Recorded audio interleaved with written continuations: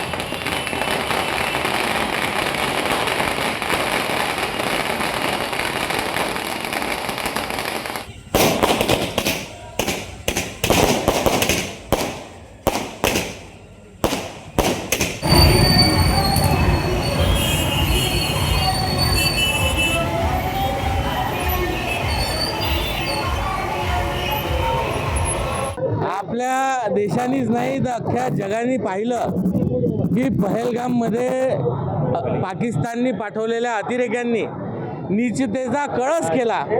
धर्म विचारून लोकांना मारलं आणि अनेक घरांना त्यांचा आधार जो होता तो आधार हिरावून घेतला आणि इतकी म्हणजे बदल्याच्या सुडाच्या भावनेने केलेली जी हत्या आहे त्या हत्येला भारताचे पंतप्रधान हे नरेंद्र मोदी या भारताचे सर्व नेते यांनी एकत्रित येऊन ठरवून आपल्या सेनेला पूर्ण स्वातंत्र्य दिलं आणि आपल्या सैन्याने पाकिस्तानला दाखवून दिलं की आम्ही नुसतं बॉर्डरच नाही तर तुमच्या देशात घुसून तुम्हाला सडेतोड उत्तर देऊ शकतो। आणि सिंदूर ऑपरेशन ज्या आपल्या बहिणींचं खऱ्या अर्थानं कुंकू पुसलं गेलं, ज्या मुलांचे आईवडील मुख्य आधार गेला, त्यांच्या पाठीशी हा देश उभा आहे। या सैन्य दलांच्या पाठीशी हा देश ताकदीनं उभा आहे।